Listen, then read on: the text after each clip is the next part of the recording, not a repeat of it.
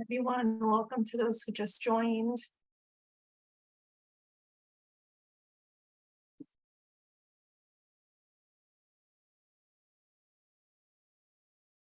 We still have about 3 minutes before it's 5. If you want to go ahead and grab some water, grab a snack.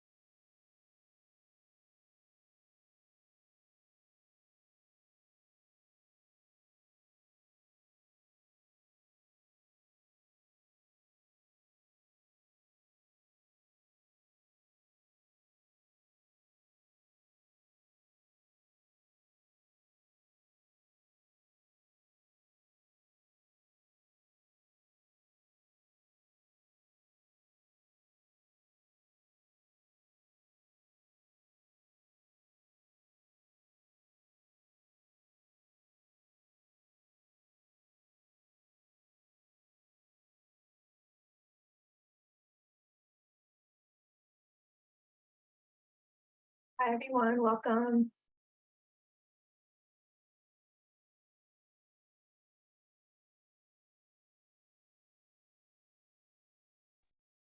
Hi, good evening, everyone. Hi, Stephanie. Excuse me. I know folks are trickling in, but we'll go ahead and get started since it's housekeeping things. And then once folks are coming in, we can give them a reminder of some housekeeping, and yeah, we'll go ahead and get started since we have a pretty full agenda for today. Alrighty. Let's see. Gabby, is everything good on your end? Yes. Yes, yeah. All right, so hi everyone, welcome. This 45th CSC meeting, so welcome to that. Super exciting stuff, I know. Once it's like a really, like 40, 45, 50 number, it's so exciting. So congratulations on that. Thank you all for your ongoing presence, input, and collaboration of the implementation of the AB617 process in the Stockton community. We all really appreciate your time, energy, input that you provide during these meetings. And we are super excited to facilitate this session for you today. And yeah, we also hope you're staying cool during this warm weather. During today's agenda, we will focus on looking for consensus on the SERP implementation and partaking in a CSC meeting planning activity similar to what we did in March. And during that time, we will come to a consensus on priority topics you all want to bring forward in the next quarter. But before we go ahead and get started, let's go ahead and walk through some meeting logistics. I know this is very familiar and similar to many of you, but it's always helpful to have a quick refresher. So let me go ahead and share my screen. So we can do that.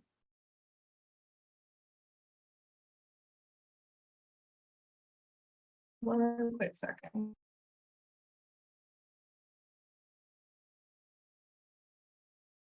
Oh, are you seeing?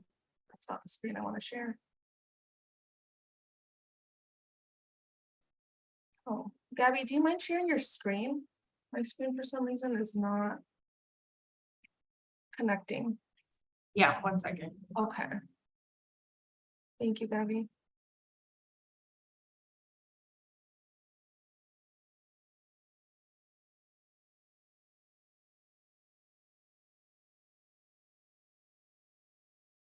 Yeah.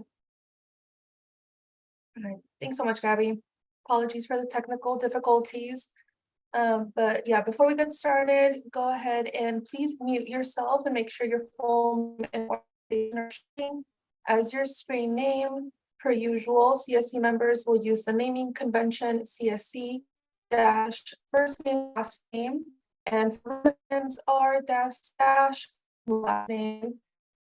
All other participants, please rename yourself according to this naming convention with first name, last name, and your affiliation. And here are a few examples for AD, CARB, and the general public.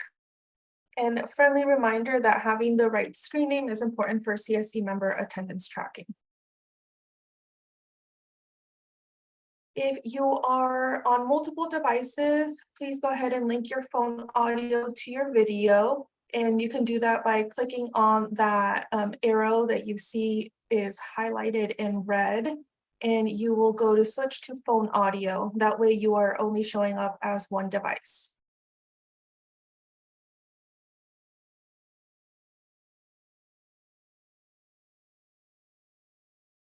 Again, friendly reminder to please update your screen name with the naming convention CSC dash first name, last name.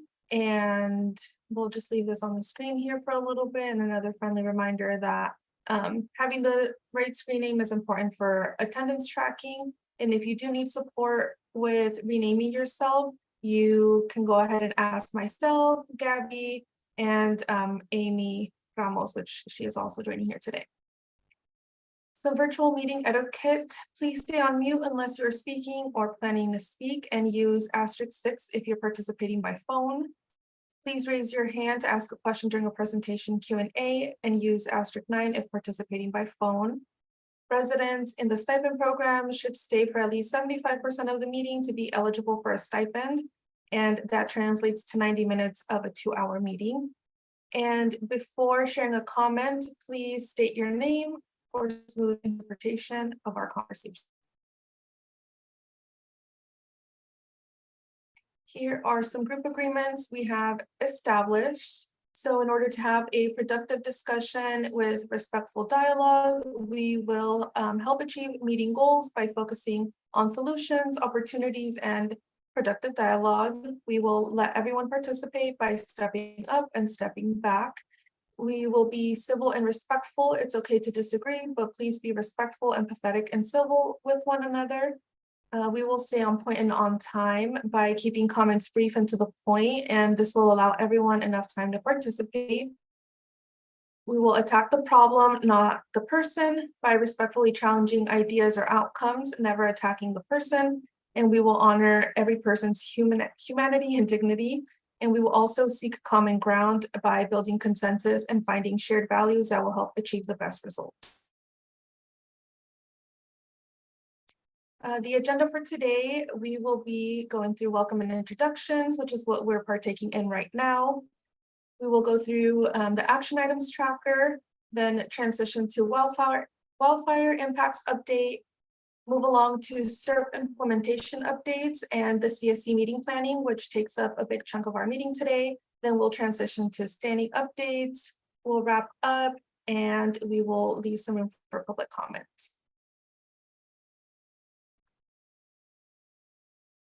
All right. I think that is it for that. Things I'm toggling between screens now. It's being so funky, so thank you all for your understanding.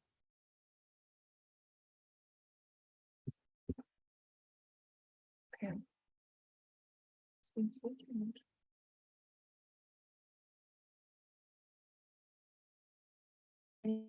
So as you all know, we have co-facilitators from time to time, or we have community co-hosts.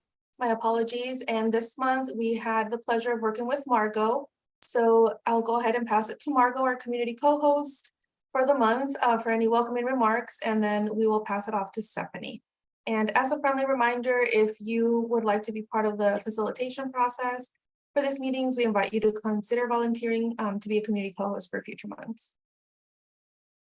So, Hi, this is Margot, Margot Prouse. I'm a resident in the AB617 region. I'm the chair of our local Delta Sierra group.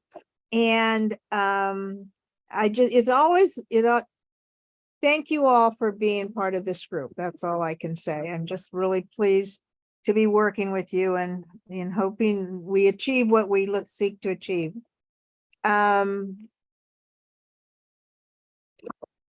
I'm excited that we're going to show some of the insights as to what's happening in the air with the air quality in our area. And we have some work to do today coming up on our heavy duty truck surfing. Heavy duty trucks is something I've been working on as well in a different matter. And that's about it for me. I would encourage anyone to become the community co-host. The staff makes it really easy to participate, and it's a good opportunity. Okay, thank you. Shall I pass it to Stephanie? Okay, I'm going to pass it on to Stephanie. Hi, good evening, everyone, and thank you so much, Margot. Just wanted to share similar sentiments that it's such a privilege to be able to spend these evenings with you all to improve air quality in our Stockton community. We're super grateful to have Margot co-hosting this evening. I know most everyone on this call already knows Margot, but she has such dedication and passion for this project, and we so appreciated her guidance to kind of shape and support tonight's meeting.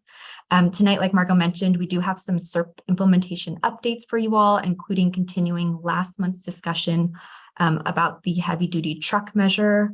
We'll also be doing that planning exercise that Lara mentioned that we didn't have the opportunity to in our last meeting. And one more recent update that we had to the agenda that we think is really important and timely is that we did see some wildfire impacts in the Stockton community last week. And so we did want to kick off the beginning of the meeting to do a quick update on those impacts, what we saw on the community air monitors, and just a reminder to folks of resources available to protect themselves when this does happen. And so with that, I'm super excited to jump into this meeting. So I will pass it back to Gabby and Lara. Thank you, Margot. Thank you, Stephanie. We appreciate your collaboration. So moving on, we will be reviewing the action items tracker, and we're all familiar with that agenda item. This tracker is a tool that will help us develop transparency and accountability between the community and the Air District. And as you all know, the Air District continuously updates this tracker to ensure your voices are heard and progress towards implementing your suggestions are being made. And as a reminder, at the end of every meeting, we share action items and encourage any members to have any action item that should be tracked.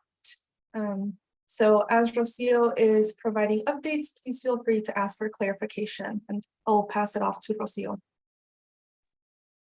Thank you, Lara. Good afternoon, everyone. Let me go ahead and start sharing my screen.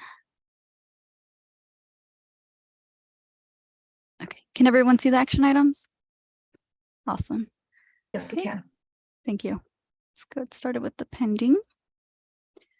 So the first action item, in the last CSC meeting, we had a request to follow up on action item 37.2 about the use of air monitoring. And we followed up with CARB, and they are currently following up on this item regarding the plans to utilize the air monitoring data collected in the Stockton community The next action item, we are happy to share that CARB has approved the Drive Clean and the San Joaquin Repair Emissions Reduction Program Plan, and we will work with partner agencies and CSC on outreach and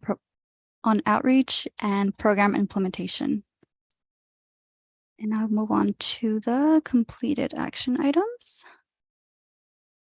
So in the last CSC meeting, there was also a question about the location choice for the bike placement, and per SJCOG, the bike rack replacement on the campus was mutually determined through coordination with the UOP Office of Sustainability.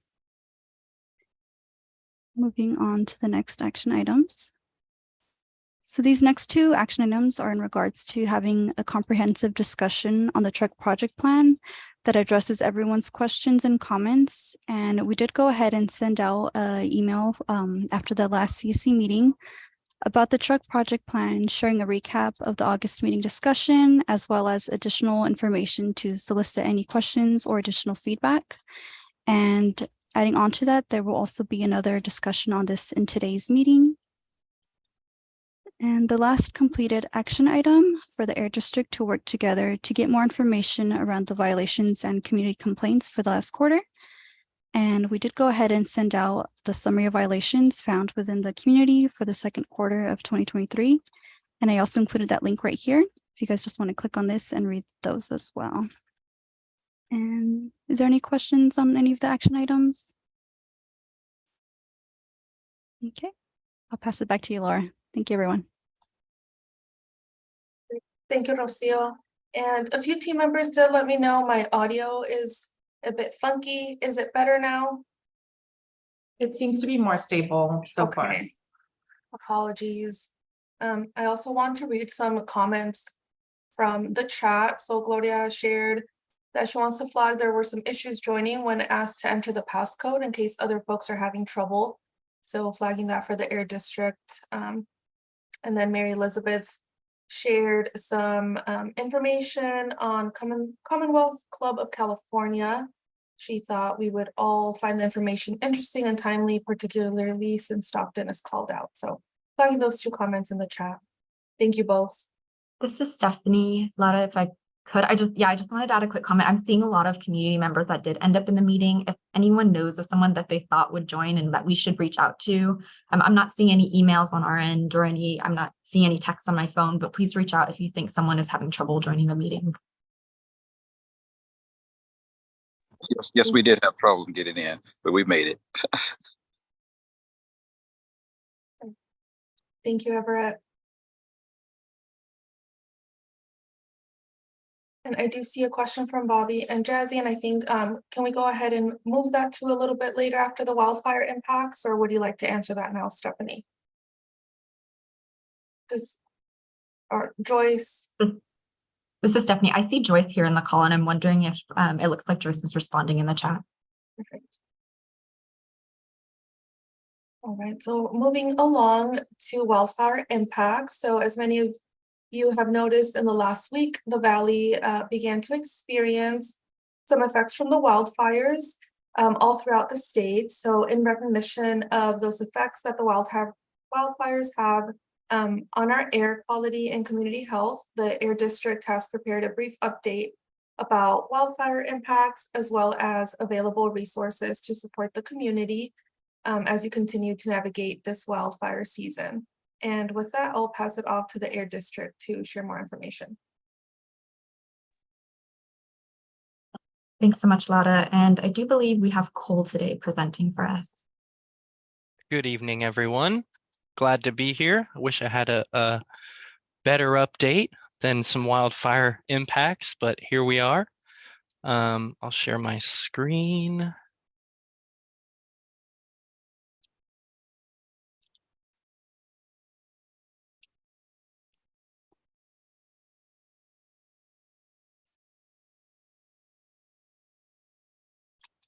Okay, so this is a quick snapshot of, let me get that out of the way, of the fires currently burning in. Oh. Hey, Cole, this is Stephanie. We're seeing your presenter view. Well, that's no good, huh? Thanks.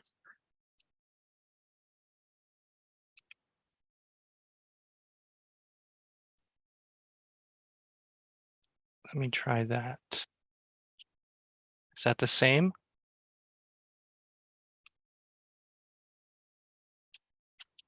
It is. Yeah, it seems to still be presenter view. I'm not sure if you're on a Windows, but sometimes if I click Control Tab, I believe, it shows me all of my windows, and then one of those would be the full screen PowerPoint. Okay.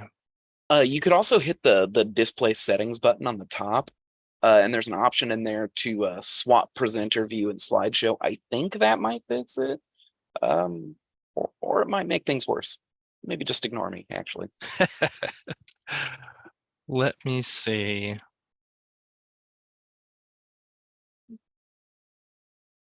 Thanks all for holding while we troubleshoot a few things here. And Cole, this is Stephanie. I'm happy to share for you if you'd like. That would be fantastic, Stephanie. Just share.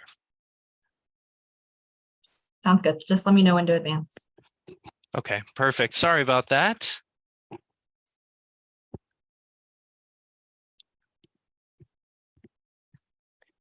Yeah, so this is our update on smoke impacts from the August 2023 wildfires. Go ahead to the next slide. So like I was trying to say, this is a quick snapshot of the fires currently burning in Southern Oregon and Northern California. On your left is a snapshot of the Air Now Fire and Smoke Map. So that shows sites around the valley, air quality monitoring sites, as well as if you can see up in the upper left, some fire emojis, and those are the fires burning in Northern California and Oregon. And you can see this was a snapshot from August 31st. You can see some unhealthy air quality up in Northern California, and that made its way down to us here in Stockton. You can see some USG and some moderate throughout the Central Valley. And then on your right, these are the fires currently burning. This is found on CAL FIRE's website, and these are the fires listed currently burning. And you can also find these on the district's wildfire webpage as well if you wanted some updated information on those. But these are the main fires that have been impacting us this past week. Next slide, please. This is the daily PM 2.5 trend for August. You can see starting off in August, we had some low concentrations with some good dispersion conditions, and then some brief periods of high pressure and stable conditions. But you can see leading up to the wildfire impacts, we had some slightly stable conditions. And then you can see that really stark increase. That was the wildfire impacts that were seen in late August, August 30th and 31st, to be specific. And then it was a quick drop off after a trough moved in, and we had some more dispersive conditions that lowered concentrations. So luckily it was only a couple of days. And then we're gonna break this down hourly and kind of go into what the Met was like during those days on the next couple slides. So this is an hourly breakdown of PM 2.5 concentrations from August 29th to September 1st. And you can see on August 29th, leading up to the wildfire impacts, we had stable conditions across the region, ranging from 5 to 20 micrograms, kind of that moderate range, which is common during stable conditions. And then you can see beginning on August 30th in the morning, due to a trough departing in Northern California, there was a strong northerly wind flow. Northerly wind flow means from the north traveling to the south. So that's why we experienced those impacts from fires that were some distance from us, being in Southern Oregon and Northern California. So during that time, smoke transported through the valley and impacted air monitoring sites in the Stockton community. And you can see throughout the day on the 30th and 31st, concentrations were elevated throughout both those days. And then on September 1st, we had a low pressure system come in with a cold front ahead of it, and that increased our winds across the valley. You may have experienced those if you were outside at all. And then that improved our dispersion conditions after those wildfire impacts. The atmosphere was able to lift out some of those particulates and really clean us up, which was nice. And then this is a breakdown heat map. You may have seen these in our quarterly reports and previous presentations. It just gives a good visual snapshot of air quality throughout the month of August and then the beginning of September as well up to yesterday. And you can see that moderate right at the end of August, in line with those wildfire impacts, seeing a USG at San Joaquin Fairgrounds as well. That's pretty much it. If you have any questions, please let me know and I can, explain things further or answer any questions you have. This is Laura. Thank you, Cole, for the presentation. I do see that Mary Elizabeth has a question in the chat. Can you explain what I want to say trough? Yes. A trough is essentially a low pressure system or a storm. Those thunderstorms that we experienced last week would be part of a trough or a low pressure system that provides lift. It provides vertical dispersion. It provides horizontal dispersion or winds, and that helps lift particulates off the ground up and out of our valley, which improves air quality tremendously, especially if we get some stronger troughs or storms in the valley. So if you're reading something and you see the word trough, that's what that is. It's a low pressure system. It's a dispersive system. The opposite of that would be a ridge. So if you ever see the language ridge, that would be high pressure, stable conditions. Hope that helps. Thank you, Cole. I do see that Gloria has a question with her hand up. Good afternoon. Can you hear me well? Yes. Yes. Okay. Thank you, Cole. That was really insightful. I was wondering if you could elaborate a little bit more on what the significance of this is for the broader San Joaquin Valley air. I feel that having a greater sense of what the impact of this is in the basin will be nice for the residents. Yeah. Maybe Robert can elaborate on that. Help a little bit there too, if that's okay. Yeah. Yeah, hi, I'm Robert Gillis, and Cole and I work together here at the Air District. Just in general, I mean, we're for the impacts across the whole basin. We do track any kind of air quality and emissions episodes just for attainment purposes and what the effects might be toward attainment of the various air pollution standards. I think also communicating these impacts and the smoke impacts is really helpful to understand just the health impacts on a day-to-day basis. And, talking about it this soon after the actual smoke happened is also potentially helpful, of course, in short memory of what happened last week. You might be able to remember what you smelled or what you saw or what you experienced during that time, and being able to think about that and how to avoid the exposure to the smoke is also helpful in general. So those are the two main things that we're thinking about when we're tracking the wildfire smoke and activity across the state and how it impacts our valley.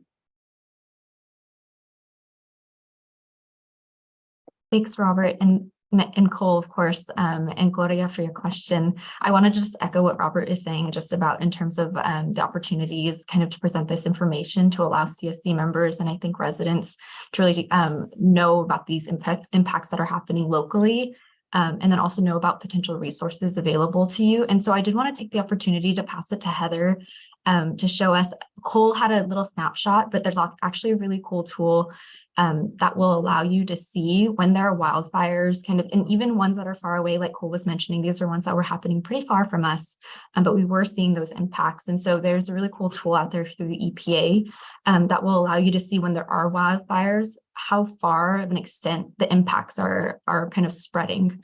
And so I will pass to Heather to kind of quickly demo that for you all. Yes. And then I can drop the link in the chat.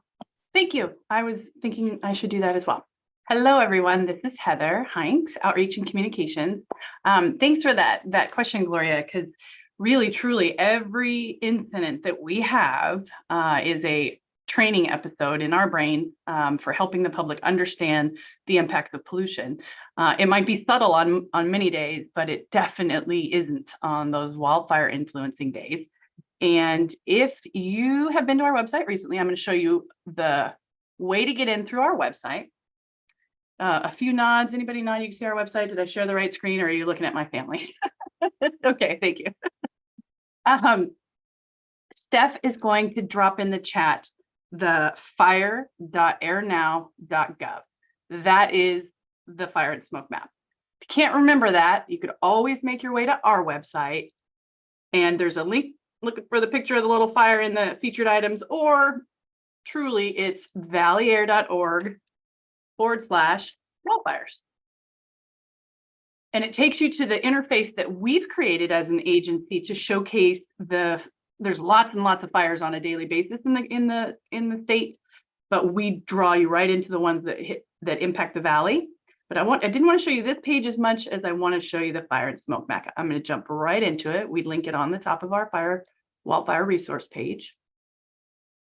Does take a second to initialize. So if you're on a mobile device, you might look at it and go, oh, this isn't working. Be patient. It's pulling a lot of data. And so this is the general look. The great news is, looks pretty fantastic right now. Do y'all see the green that I see? This is how we want our map to look. And you saw the image that Cole and Robert put in the presentation. What I just want you to realize is this map is presenting 3 types of information. Very cool information. Up in the right corner, if you can follow my little mouse guy, my hand, those 3 sheets, those show you the layers that we're looking at on this map. And it's really awesome because you can see permanent monitors, the very, very expensive and well-maintained network that we work with CARB and maintain in the state. Temporary monitors, which are awesome. We used to have sort of a makeshift website to point to these. Now they're collected into the big map, and those are ones that have been dispersed or put in place because of wildfire events. Some major event occurred, and they put one out in that foothill community to try and get more information on the ground. And then, of course, low-cost sensors. And we're seeing those absolutely increase. And so I often will turn that layer off just to get a better look at the map and what we're dealing with. But the most interesting feature of this map, of course, I'm going to turn off the boundaries to get rid of those weird boxes up there, is the smoke plume. This is the residual plume that's occurring, I think now, if I can put my Cole and Robert hat on, and it's pushed out and kind of hanging out over the ocean. But as you notice, potentially on the image from the presentation, the smoke and this grayness was well crossed coming down into the valley. So it's kind of cool. It projects the smoke. It shows you the influence of multiple different data points, and you can have a sense of what's going on when we're talking about wildfires. And I'm going to jump out of that and let you know that the good folks at EPA are working on that tool and improving it. And so I actually heard from Robert and his team that maybe in the next, I don't know, a couple months, they're going to roll out some updates. I don't know the timing on it, but I'm happy to say they're investing resources in it, and this is a really useful tool. If you've got any questions, please let me know.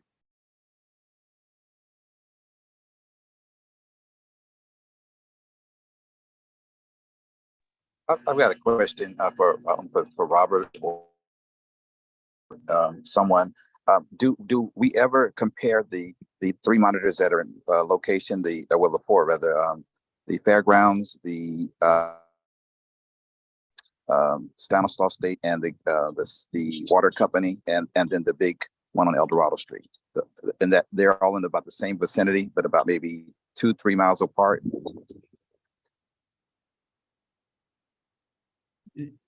Yeah, so I think the question was in the Stockton community boundary, we have the multiple monitoring sites, and we're, a lot of the sites that have the PM 2.5, but also other pollutants that are monitored and measured as well. We do various things to compare how each site throughout the community boundary is well, comparable to the air quality throughout the region as a whole, and also to the other sites within the boundary.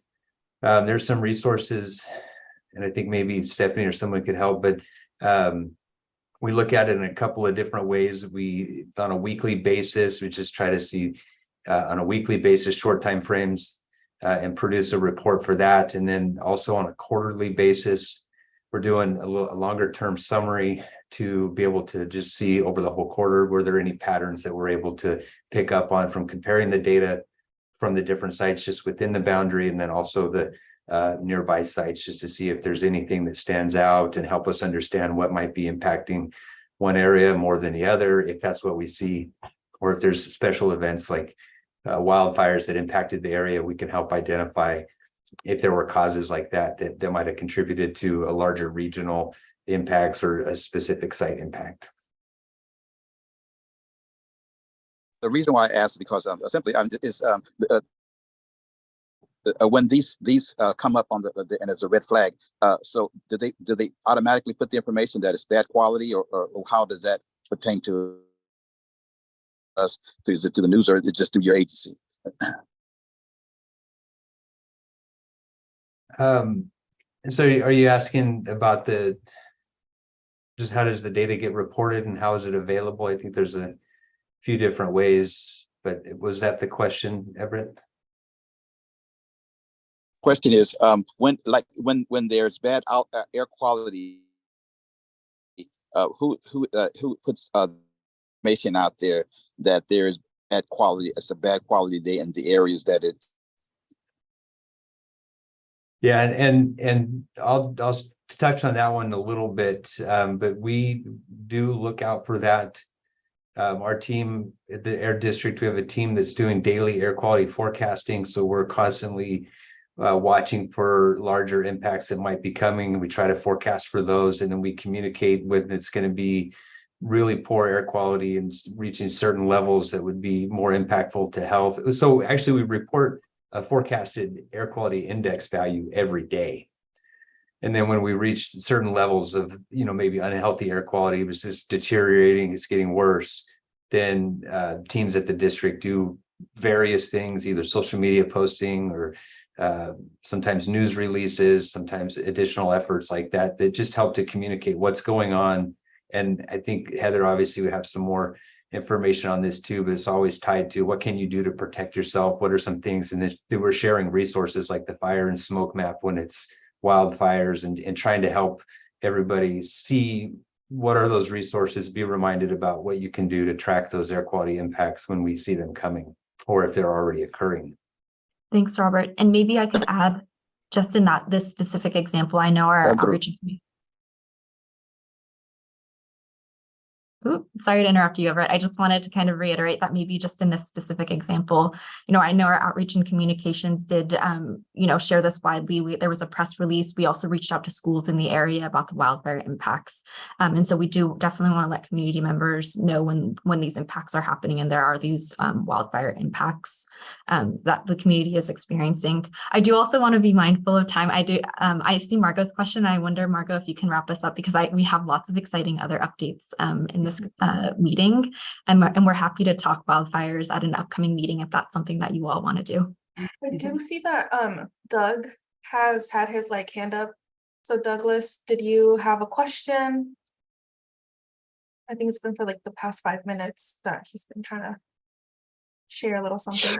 Yeah, I was ready to fall asleep. Sorry, because it's just going random, talking, and I didn't seem to see what is this person is saying. What are he trying to accomplish? Because I didn't try to understand what fire is going to be much impactful than the other. Then the other one has to be more impactful than this one. How, as a resident, will know that air quality is not good? That's going to be my only concern. Not the data itself, but the data that is going to affect our daily life. You know what I mean? Because just the other day, I remember I talked to my brother, and it was last week on a Friday, and it's an overcast. Wow. but yeah, but I felt funny. I'm like, man, I don't feel good. I don't know, like I felt like I was congested or something like that. But I didn't know anything in my on my phone that it was any danger into the phone to where I should be worried about wearing masks or where I could stay home or stay in the car for elderly people, even not just our youth, but our elderly people as well, and people with disabilities as well. So how are we getting the citizen get the information, then not just that alone. Yeah, it's very important, yes, but we're not. But how are we getting this service to get that to reach out to those people once we get that? That's all my concern. And about the wildfire, what's starting it? What is it? The truck? Is it the arson? Is it the weather? What's happening? That's another concern that I'm more concerned about too as well. Is the lightning, other stuff. So it's really everything is so general when it comes to the big presentation to me right now. So that's all. Thank you. Thanks, Douglas. I just want to maybe reiterate, Brian left a comment here, and we definitely want to kind of continue to share this information that there is the district's, right, we have what we call the RAN notification system, the real-time air advisory network notification system, where basically you can sign up and you can get text notifications that will alert you when the air quality is getting bad. It's a very simple system that will let you know kind of what kind of activities are good for you to kind of partake in based on the air quality. Like, is it a day that probably you should stay inside because if you have asthma or other conditions? It's a really simple system to follow. And so maybe Heather, if you don't mind dropping in information for that, that would be awesome. Oh, I see that you already dropped it in there. Thank you. Thank you, Deb. Thank you, Stephanie. Margot, you go ahead and wrap us up with your question or comment. Well, Stephanie had answered my question, and that was, it sounded like the Air District reached out to schools and such to notify them, because I was wondering how people were notified.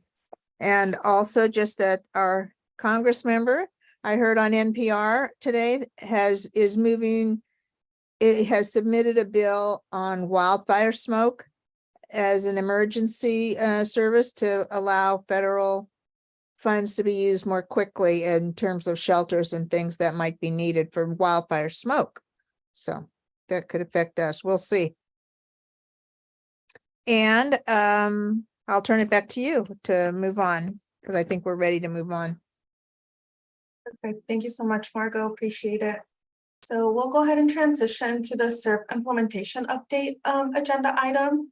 So for this next agenda item, we will be discussing recent SERP implementation progress, as well as seeking consensus on an update to heavy duty truck replacement measure. The Air District will also share updates related to the electric vehicle passenger replacement. And here they will share some suggestions that may help make electric vehicles more accessible in the community.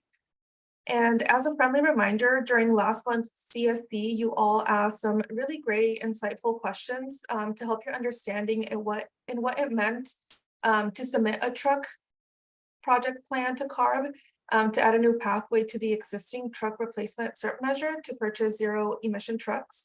And the Air District sent out a few materials to support your learning, such as the draft project plans that is modeled after San Diego's AB617 zero emission truck pilot program, along with a summary of the discussion from last month. And during today's meeting, the Air District is asking for your support in submitting this proposal. So before passing it off to Stephanie, I'd like to invite Margot, our community co-host, to share a few reflections on her perspective on why we're revisiting this topic, how she felt as she was reading the materials, and any other general reflections on the materials and on this conversation. So Margot, I'll go ahead and pass it to you. Okay, this is Margot speaking. I hope all of you were able to read the emails and see what the information was that was sent out. It's always disappointing when we hear that our SERPs are not moving forward. We worked hard on getting our SERPs put together, and then it's like, so it's not moving forward. So when they analyzed what was holding back the implementation, the people wanting to utilize our funds to make this happen, they got some interesting results. And it sounds like other districts were getting the same results. Truckers didn't want to throw away a good truck to get a new truck if they're not sure of how it's all going to work. So San Diego came up with a solution, and Stephanie is going to lead us in hearing how it was moving forward. And we're hoping that our questions get answered tonight, and we can maybe move forward on this. I think it's a pretty innovative, exciting way to move forward, and I hope we can make it happen. Thank you. Thanks, Laura. Thank you, Margot, for your reflections. As Margot mentioned, we'll now be hearing from Steph about SERP implementation progress and updates. And then, we'll open up this virtual space for any additional questions, comments, concerns you all may have about the proposal to submit a truck project plan to CARB. So we will go ahead and pass it to Stephanie. Thanks so much. This is Stephanie. Thanks, Margot, for that introduction. I do have also definitely we'll have this conversation about trucks. I do also have some exciting updates about community outreach that we've been engaging in that I did want to share updates on, and also an exciting update about our passenger vehicle replace and repair measures too. And so you'll see kind of these in the presentation, but I'll go ahead and kick it off. So again, we'll talk about outreach updates, the heavy duty truck measure, and then just updates on our passenger vehicle repair and replace programs. We went to some very exciting events in the community, and I actually just want to pass to someone on our outreach team. We have Cassandra Melching here, and I want to pass to her because she actually, I think, attended most of these events, and I just wanted to give her the opportunity to share all of the exciting events that we went to in the community. Hi, thank you so much, Steph. Yes, this is Cassandra Melching. So wanted to take a moment to update you guys on our recent outreach events in the Stockton AB617 community. All of these events were beneficial and allowed us to connect with the residents and inform them about AB617, how they can get involved, as well as all the grant programs that are currently available. So we attended 3 of them. August 16th, we went to Sierra Vista Resident Fair, which was a backpack giveaway. So we got to connect with a lot of families in the area. On August 19th was the annual summer picnic, which again, we got to, interact one-on-one with community members. And then just as of yesterday, we got to attend the Stockton Mobility Collective event at Yosemite Village. So again, all of these were really great. One of our main objectives for the event was to help residents sign up for the Clean Air Rooms program, which we were able to do. Being there on site, we could get them all logged in, help them with the technology side of things. We still have lots of units available for that program. So if you guys can think of, or you're aware of any future events that will be occurring within the AB617 community, please reach out to one of us and let us know, so that way we can attend and continue to distribute the information. Some other exciting news. We've been in contact with Stockton Unified School District. So far, things are moving along. It's been a process, but we're moving in the right direction. We do have one school that is on board. The principal said that we can come, hand out information to the parents. So we're going to get that scheduled and lined up. At yesterday's event, I was able to connect with, through the help of SB, so thank you so much, SB, another individual that works for Stockton Unified, and she's got great connections at San Joaquin Elementary School. So we're hoping to get the ball rolling and be able to be on their campus as well to hand out information. So lots of great things happening. We're super thankful for your guys' connections and notices of letting us know when events are happening. So if we can just keep that going, that'd be great. Any questions about anything?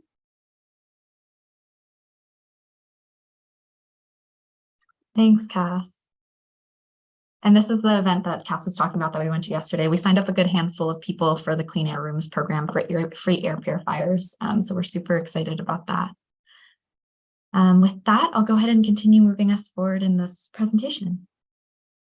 So moving on to the next portion of it is, again, like Margot mentioned, we'll continue on this discussion about the heavy duty truck replacement measure. And like Margot mentioned, this is something that we had a conversation about in our last meeting. During that meeting, we heard lots of great questions and just sentiments from the CSC of wanting time to review materials and having time to kind of process and to bring it back in this next meeting.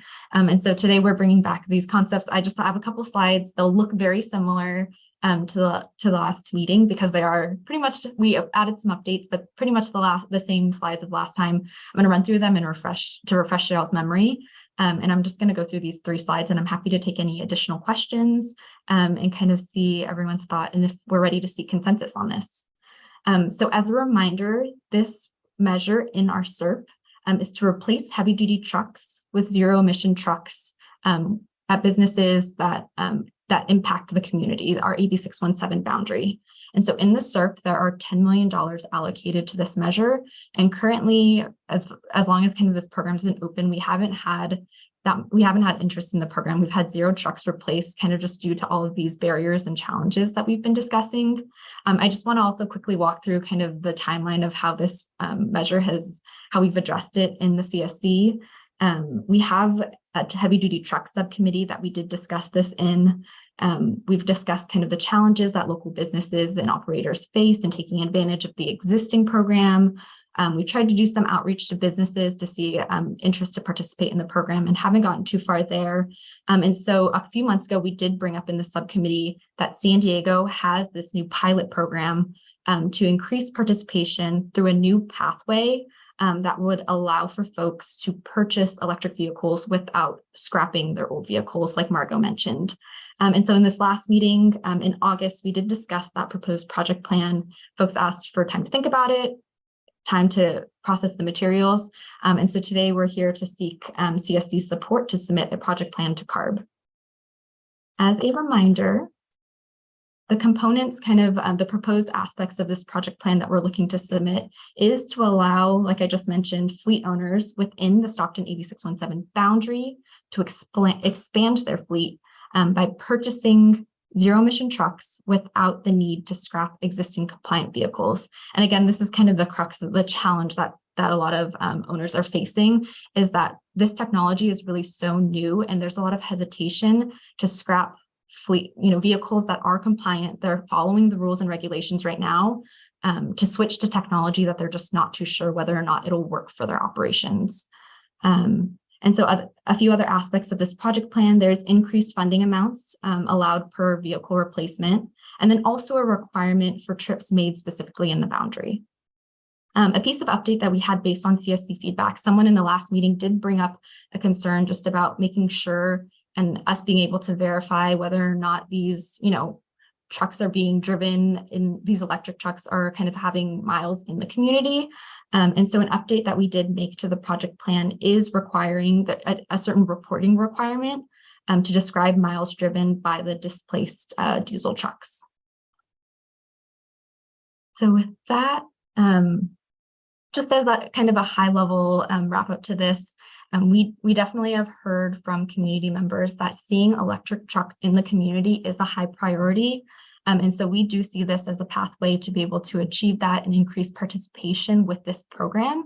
And so what we're bringing to you today is, in addition to kind of the existing program, that program can still exist and folks can still take advantage to that. But in addition to that existing program, we are proposing to submit a project plan to CARB to add a new pathway that would allow for businesses to expand their fleet without that requirement to scrap their old trucks. And again, as a reminder, this was a good question that was brought up. We're not talking about any funding allocations right now. We are just right now talking about opening this new pathway to allow for increased participation in the program. And so with that, I see some hands up and I'm happy to take them. I just want to finish up this last slide. The 2 options that we're presenting to you all is one, if you are in support of it, we would submit a project plan to CARB. And this is something, of course, that I want to put in context that we are still working with other communities. This is something that's happening valley-wide. So this is a conversation we're having across AB617 communities. It's a conversation that we'll continue to have with CARB, as well as us having to bring it to our district governing board for approval. But if the CSC is supportive, we'd love to hear that. And then the other option would be, if you did not support this project plan, we can continue to discuss if there's additional questions, or we can continue with the existing program as it is. With that, I have Janine Tackett here, who's the supervisor over the program, but I'm happy to take any questions. Thank you, Stephanie. I do see Debbie has her hand up. My question would be, how long do they have to keep their old truck until they can get the new one? And then do they have to at some point get rid of an old truck? This is Janine, supervisor of the truck program in the grants department. I'll go ahead and help out with that question. The proposed plan is a new purchase concept, which means that this is not a replacement. We do have a replacement option currently open. It has been open for a while. So there wouldn't be a hard requirement for that old truck to be, or the diesel truck that we're displacing the miles on, to be scrapped or eliminated. The thought, though, is that once they get comfortable with the technology of the zero emission truck, that they would then transition that diesel truck out of their fleet. But it wouldn't necessarily be a hard requirement in the draft proposal.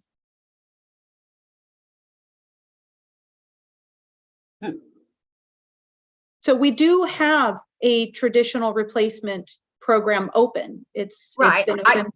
And I understand that, but yeah. I was hoping that we were kind of going to do like a marrying of the two, where we had this to where we could give them that with the promise, say a year down the line, if everything was going great, that they would promise to, if they liked the truck, that they would promise to get rid of, kind of like the mower situation later on, you know, in the future, maybe get rid of their truck in the future. Yeah. So that is a concept that we could definitely, discuss and consider. It does pose some challenges. One of the main challenges is enforcing that. Once we have paid out their incentive amount to them, it then becomes a little bit more challenging to uphold contractual obligations for a removal of the old truck at some point in later years. It's not impossible, but it definitely poses more challenges. One of the things that we would want to consider is if a fleet feels that the obligations are too cumbersome, that could also be a deterrent in this. One of the things that when we spoke to San Diego Air District about their process, what they heard from their fleets, and how they came to the conclusion of this type of pilot, was that there's also the concern about just simply getting the technology out there to the fleets that are ready and capable to allow for advancing of the technology. So getting it out in the community, getting other fleets to see it operating around their area, having fleets that are utilizing the equipment to serve as teachers, so to speak, to other local fleets that might have questions about the technology. So while we are definitely focusing on reducing those diesel emissions and diesel miles traveled in the community, it is also doubly serving to promote the technology for longer term adoption And this would be something that we would not operate for a long period of time. It would be a fairly short-lived pilot program to kind of get the ball rolling. So a few different angles to kind of look at there. And it would just be for trucking companies that were running trucks in this area only. Correct. So the current zero emission technology in the larger weight capacities is not capable of going long distance miles. It is best suited right now for short haul, so local delivery. We would really be targeting trucks that are domiciled in the community and operating a majority of their miles in the community. One last question. Yes. I'm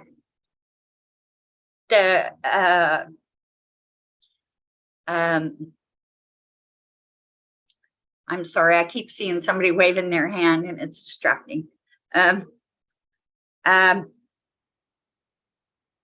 Are we going to have a sign on the truck itself, like a semi-permanent sign that's going to be there that they can't remove off for so long, or anything like that? Are we going to do anything like that?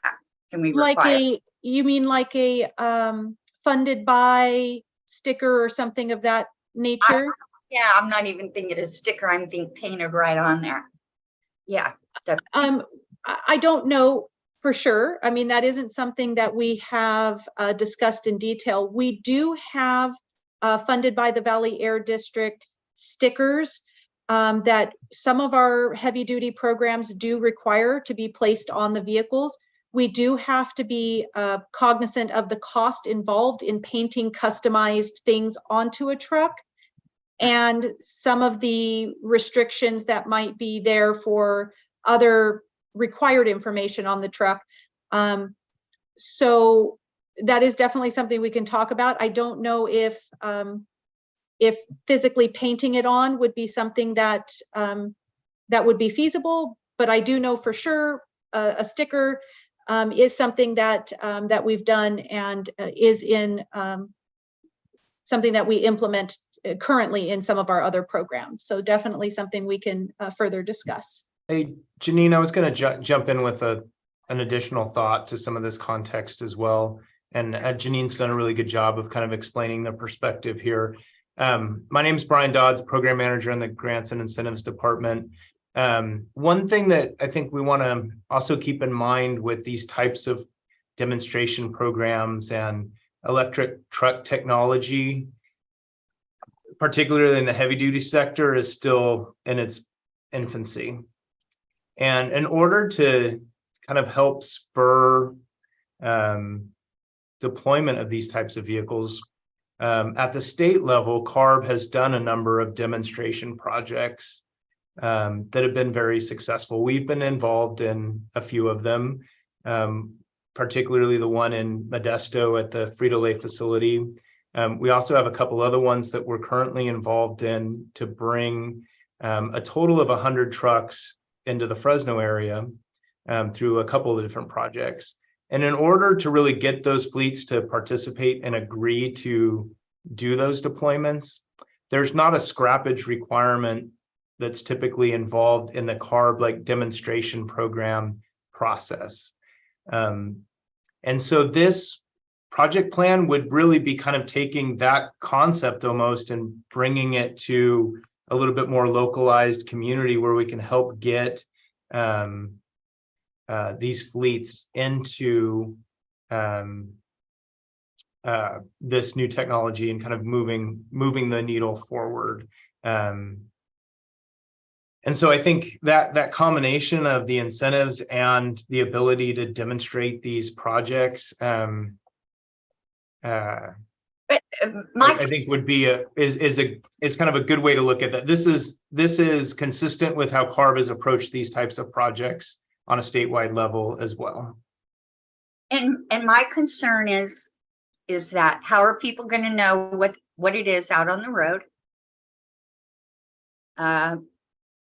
If we're going to be demonstrating to the world how wonderful electric heavy duty trucks are, how are they going to know when there isn't a message posted. Yeah. And Easily readable on the side of it saying, this is an electric vehicle supplied in combination with the CARB and AB617 and yeah, Gibby, I think that is a really good suggestion, and I think we need to take a look at that. I do know that there are like legal requirements for what can be on a heavy duty truck, and that's something that we need to make sure that we're cognizant of as well. To put something like that is not expensive. It's not that expensive. Yeah, it just might, it may or may not be within the DOT's right allowances. But I think it should be looked into because I think everybody's concerned about that. Thanks, Debbie. We can definitely look into that.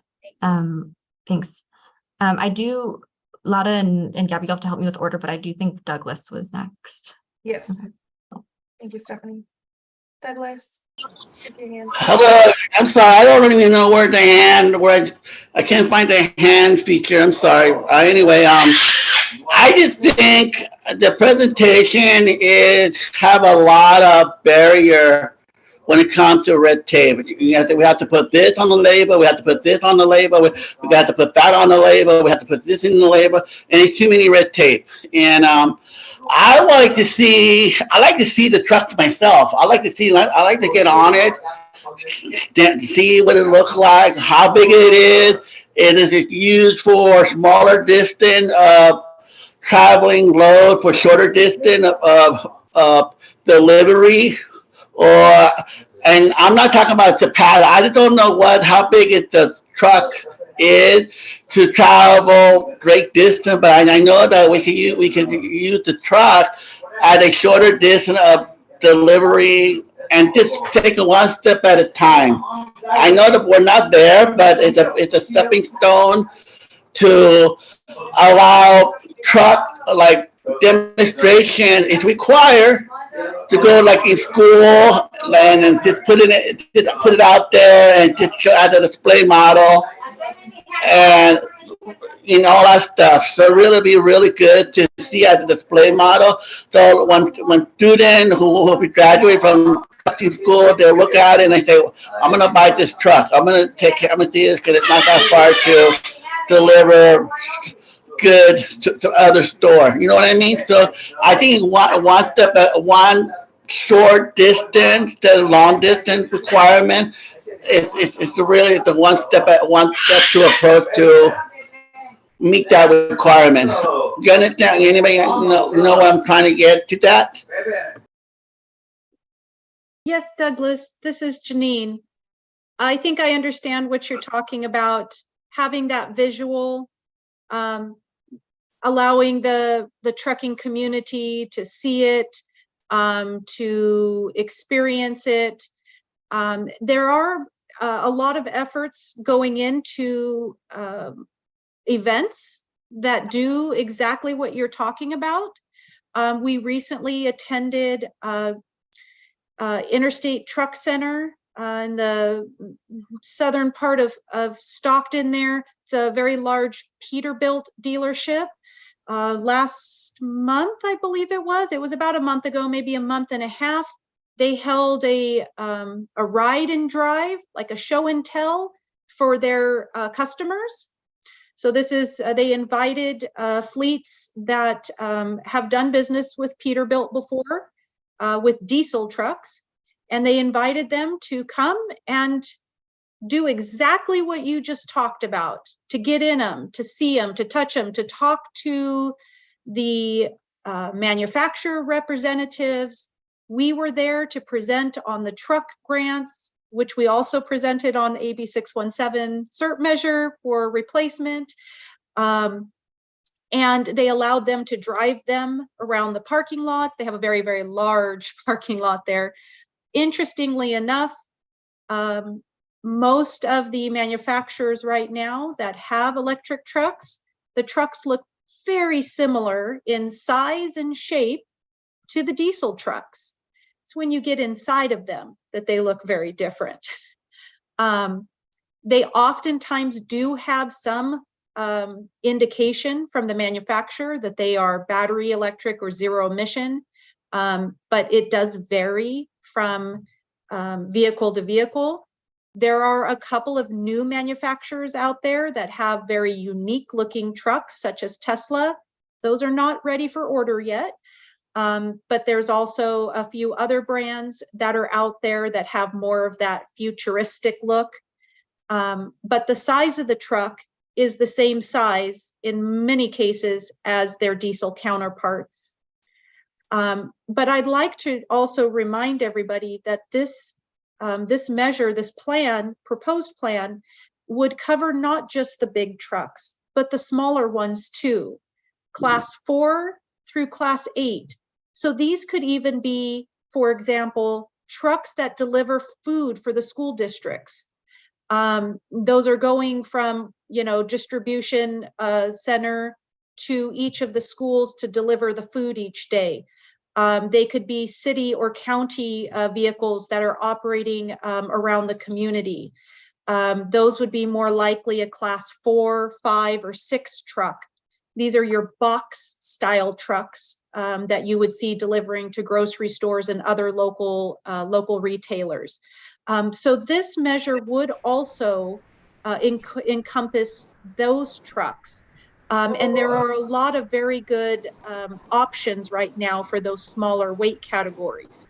That's what I was trying to get at. Is that you have that's I don't know what side are you referring to. And I totally agree with you saying. I definitely think that a smaller truck will have like a stepping stone for the rest of the other models. I just think that a little small travel, you get food to one place to another would be a good thing to do that. And I think that's what will make it happen for others to be involved in later in life. You know what I mean? But that's what I meant to say. That is what I was talking about, like the Bobcat and other stuff. Yes. Yes. I will definitely would approve that measurement to approve smaller truck to the local route of the school or what for the store or whatever. I think that'd be wonderful. Absolutely. Thank you, Doug. Thank you, Janine, for your question and your answers. I'm gonna pass it off to Everett. I see you do have your hand up. I'm going to try to be quick. I enjoy it because Brian did speak on some of the things I wanted to talk about, and then the question was asked. And my thing is this: I am for the measure along the side of the other measure that we already have in place. We need to get the ball rolling because changes are going to happen as we go along.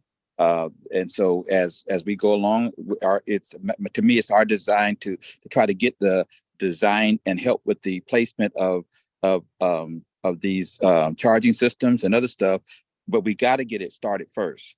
And then the other thing I wanted to share with you, and I'm passionate about this, because when I'm taking some of this information out sometime, listen, everybody is not gung ho for electric trucks. Some of the parts dealers, some of the people. And so you're going to find people that are going to come against you. So you got to be ready, because everybody's not going to want this. And I've experienced this for myself. So I'm just sharing this information. I'm through. Bye. Everett, I think that's absolutely correct. We have also experienced that in our outreach to fleets. And I understand there are some fleets that operate with a very small margin. And while, there are different costs with new technology, you can't take your truck to the local, mechanic down the street that you've done business with for the last 30 years. It's got to go to the dealership. There's not as many technicians available that are qualified to work on these trucks. And it's frankly just technology that is new and untested for certain vocation styles. But I think there are some very progressive fleets out there that have the capacity to take a risk. And those are the fleets. I see in the chat, there's a lot of pictures of the Tesla trucks that I believe those are the Frito-Lay trucks. There are fleets out there that are willing to help test those out and put them out there and take that risk. But they often need a little encouraging. And so while we're not looking to necessarily target the Frito-Lay, PepsiCo giant companies, I think there are still some medium-sized companies within the community that would be willing, with the right financial help, to take that leap of faith with us and help promote the technology, advance it, and benefit the community as well. Thank you, Janine, for sharing those comments with us, and Everett also for kind of sharing your opinion. It seems like there's a lot of questions still ongoing and maybe not consensus amongst the group about how to proceed. So I wanted to do a little bit of a temperature check, and sort of step in to see whether folks would like more time to continue discussing some of these questions. I see there's still quite a few in the chat. Or, you know, if folks are feeling kind of a desire to move on to a vote and see what that breakdown is telling us and what that information is telling us. You know, we are also a little bit over on this item and we still have a couple updates. So, you know, once we kind of create a joint decision on how we want to proceed our discussion around this, we can also decide how we want to prioritize the time here today, because, you know, at the end of the day, this is your time and we want to make sure that we're using it to talk about the things that you're most interested in discussing. So yeah, wondering if I could do a quick temp check, and maybe if folks can let us know in the chat if you want more time to discuss questions, if you just want to do a quick vote and see generally how's everybody feeling, and if that's sort of our answer. So if you can let us know in the chat, or if you feel comfortable unmuting, would love to hear.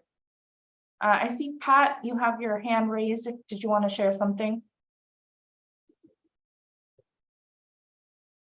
Oh, hold on 1 second. I was listening to you guys on YouTube. I was listening to you on YouTube. Okay. I do have some. Yes. I think if I'm not mistaken, I think we'll take public comments at the end, but you can feel free to drop anything in the chat at this point. Oh, you're going to take public comment at the end? Okay. Yeah, thank you. I'm looking at some of the comments in the chat. A quick vote to see where people stand is what Margot's sharing. And Mary Elizabeth is sort of highlighting that the material that was received in advance didn't include information around the project duration. So maybe some kind of knowledge gaps that they're noting. And Janine's answering that question. Maybe I'll try to do some reactions for those who know how to use reactions on Zoom. If you can let me know, give me a thumbs up if you want to continue discussion and continue a Q&A session. Maybe I can do a quick count of how many people would like to continue that conversation right now. Okay, I see 2, 3, 4, 5.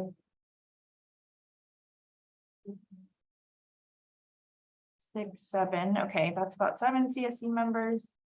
And then now can I do a thumbs up if you would like to move on to a vote to sort of assess the general consensus? And if you already voted, well, I guess, yeah, let's just see how many thumbs ups we get. We got 1 from Florence, 1 from Marco, I think 2. So what I'm seeing, I think, is folks would appreciate continuing to have this conversation. And so with that, I can navigate us back to some of the earlier questions that were elevated in the chat. And then, you know, if you have new questions, we can raise our hands and do all of that. And Heather, I can't tell if you wanted to say something. Oh, no, just a thumbs up. Okay. And then one more thing I wanted to just raise for the CSC and just get consensus quickly here. So we're going a little bit over on this agenda item, which means that we likely wouldn't have time for either the CSC planning, or we may have to push standing updates to email. So if you have a preference about how to prioritize that, would love your feedback just to make sure that we are prioritizing the topics and the agenda items that are most interesting and most important to you. So I guess just to summarize, we'll continue this conversation. We'll probably have to pause CSC meeting planning, take it away from this agenda. Is there agreement and acceptance of that decision as a group? Maybe a thumbs up if you agree with that. I didn't understand that. This is Margot. Say that again. Thank you, Margot.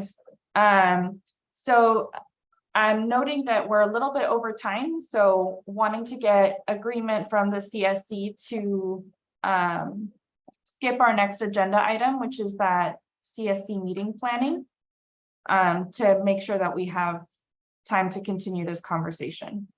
So if you agree with that decision, can you give me a thumbs up? Okay. I see some head nods, more thumbs ups than thumbs downs. I'm really sorry to those who were thumbs downing. Okay, so I think the general agreement, the majority of folks would like to continue this conversation. And so we'll continue to prioritize this topic. And thank you all for your input on this. I know it can be a little bit awkward to do this virtually, but definitely want to make sure that we're prioritizing your input on this. Okay. So there was initially, I believe, a question here from Cynthia. I'm curious about how some of the enforcement measures like tracking mileage and reporting to CARB and the Valley Air District, how those are being implemented in the new proposal. And so I think, Janine, that you might have touched on this a little bit, but not sure if you wanted to elaborate, or Cynthia, let us know if that's still a remaining question for you.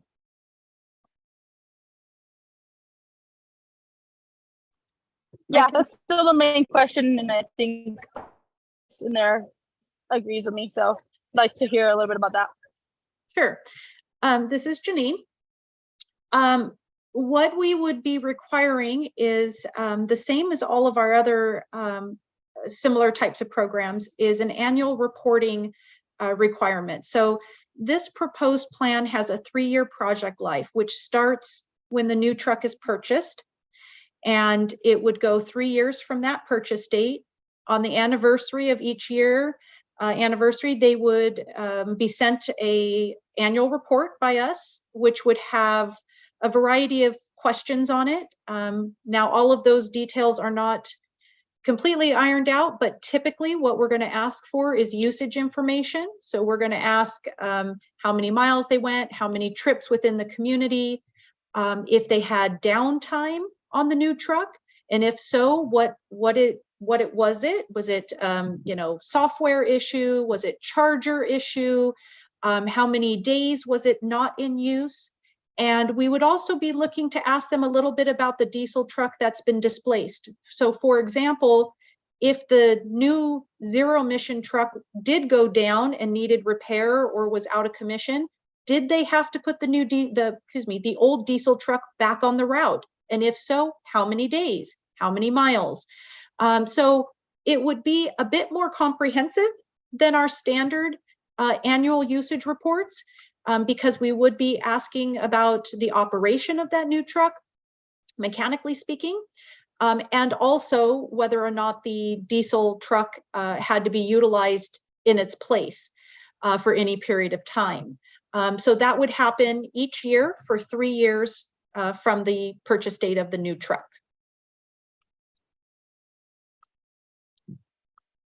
Thank you, Janine. Cynthia, did that help to answer your question, or do you have any follow-up? Okay. I have a question. I have a follow-up. I see your hand, Debbie, and I see that it's a follow-up. And Doug, you had your hand up earlier. Is your question also a follow-up, or is it something else? A follow-up? Okay, so we'll take Doug and then we'll go to you, Debbie. Yeah, Janine, I would like to make a, where are you? You disappeared on me. Okay, hold on, let me go back to you. There you are. Yeah, can you make I'd like to make a proposal. Can you make two separate proposal, one for the smaller truck and one for the diesel truck, and tell me what are and break it down of the spend and what has been positive and negative, and how much would it be that part for a smaller company of the sizes for a diesel small truck, as well as then a big semi diesel, and compare it. So people, cause I'm a little confused because we're kind of mixing all of one crowd, and people are a little confused. Like, put one in one class, it's not gonna work. I think we need to divide these two and trying to make it, if this is possible, and if this big diesel truck is not gonna able, it's not ready to be on the market, then and then we have a smaller truck that are more aware and more um, ready to go and deal with that. I think we could fall on this side, on the smaller diesel truck, and see how they can still work on the public in the street in the local area. Okay, I think there's benefit in the local area because we breed in the local area. It's a matter because at the Teamster truck, a large truck will be like going out and it'll come for a couple of days and come back in a couple of weeks, and that's it. But the local truck seems to will be around every day, delivering around our area in our neighborhood. So I think that's something that can make an impact on a medium sized truck than compared to a larger truck. That's why I want to see two different topics. Okay, please. What do you think? Yeah, Douglas, I think you have some good points there. But what I'd like to add to that is I think what you're hitting at is the different vocations, which means the job that the truck does, not necessarily the size of truck. And for example, I'd like to bring up only because I know this. Yeah, I know this one from Fresno where I live. We have our local milk Producer's Milk. They deliver milk to a variety of stores and schools and all over the place. Those are actually large trucks. They're class 7 and class 8 trucks, but they only drive around town. They just have to be able to haul much heavier weight because milk as a liquid is heavy. As opposed to maybe a truck delivering bread, another one that's going to be operating around town, but they don't need as much weight capacity. So I think that the single plan, the way that it's proposed right now, does cover all of those weight categories equally by offering a percentage of the total cost of the truck and a number of trips versus miles. This was something that we kind of chatted on in the chat there. A smaller truck, class 4 or 5, does not do very many miles because it's not built to do that kind of very long mile work. But a class 7 or 8 often does go more miles. And so by using the number of trips versus the number of actual miles, we kind of equalize the playing field for the different weight categories.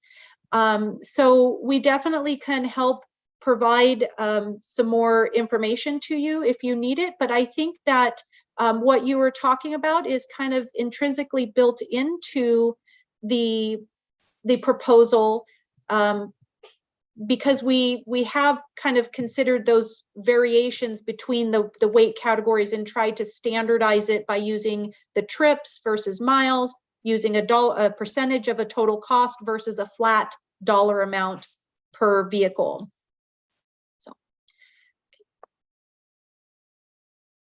Thank you. And Debbie, did you also want to follow up to that?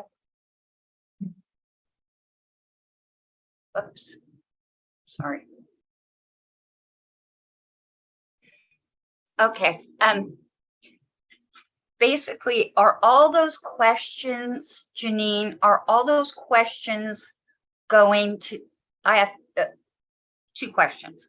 So are all those questions going to be asked previous to any award of that. Is that what the proposal that you? Yes. So we would build, and we don't tend to get really into the weeds in the proposal itself, because the proposal is the project concept. How are we going to get, yeah. So once the proposal is approved by CARB, approved by the CSC and then approved by CARB, right? We would then go into building the information that goes out to the public. So that would be the guidelines, the application, and yes, I actually have a draft application kind of started playing around with it, and we have all of those same types of questions.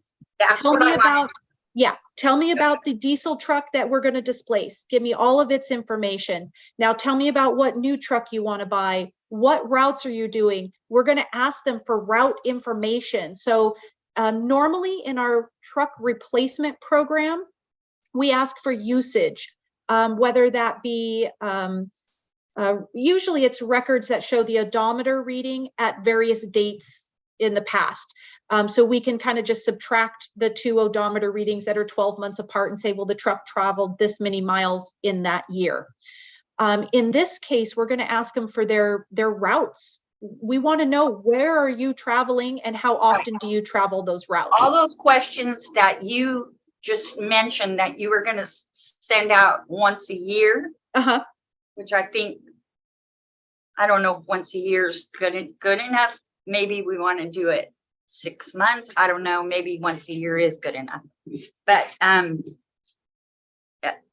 the other thing is I just want to say, I think encompassing all the trucks, like going from a small, like little Amazon truck, electric truck, delivery truck, to a big semi truck, an 8, as they say, from a 2 to an 8. I think that's a good idea. I think the only thing is that I also think, why aren't we, I still am not grasping why we're not considering mileage.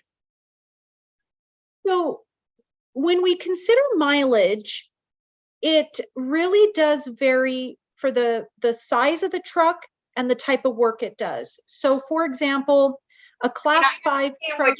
I don't want you to have to repeat yourself, because I understand what you told Douglas. Yeah. But the thing is that, and I understand it's a weight of what they carry and how many trips, but I'm still thinking that we need to consider some mileage in there. So one of the things that I thought about when we were drafting this proposal is some of the challenges that I faced over the last 15 years working with truck programs.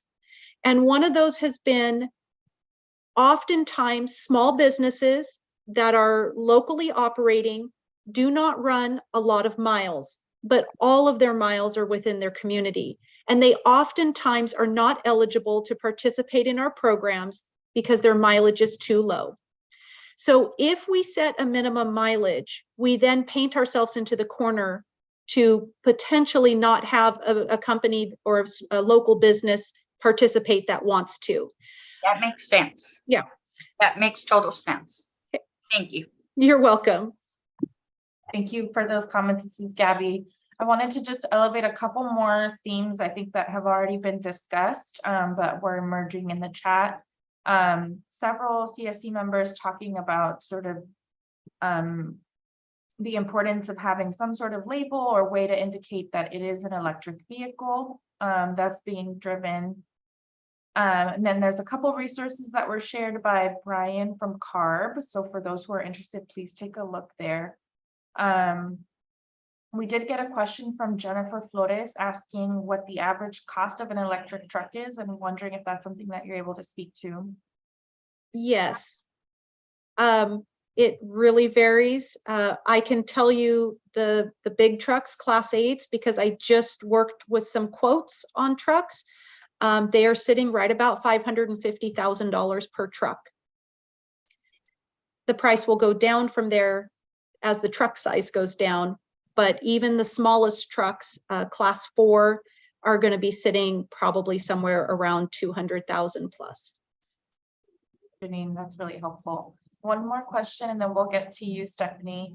Mary Elizabeth asked if there's a contracted minimum mileage, which I think you just spoke to, but wanted to see, Mary, if your question is answered or if you had any follow-up around that. They were also wondering what the proposed project duration would be. Yes, so that gets to the point, and I appreciate this conceptual idea for this project proposal. But then when it comes down to the nitty-nitty, I hear from, who was it, Brian, that the grant programs are typically funded on a first come, first serve, and the district would award funds if the projects meet the program requirements. So I want to know, you know, finally, are we going to be able to approve what those program requirements are? Thank you. Yep, Mary, so I think to try and answer your question, so this discussion, I think, is to give us the framework to start to move forward, that we agree this concept is worthwhile to explore. I think we've heard the feedback that you guys have provided. There would be additional opportunities throughout this process to have more conversations about some of the details that you guys have raised really good questions about that we could provide. This is kind of step 1 in my mind, and not like step 5 and we're going to start accepting applications. Throughout the steps of this process, I think there's opportunities to continue this conversation so that we can incorporate the feedback from the community into actual implementation, but also as we finalize the project plan. One of the things that in our conversations that we have with CARB on all of these project plans is, does this proposal have the support of the community? That's a kind of a key aspect that we need to demonstrate. So we want to make sure that whatever is ultimately the final product with the proposal that we submit to CARB meets the intent of the Stockton Steering Committee. So this, I think this discussion is to allow us to like have the framework to move forward and understand your needs, but we're not submitting a project plan tomorrow, and this will take some time to develop, and we'll certainly have additional conversations with the committee here to make sure that we've got things dialed into what your expectations are.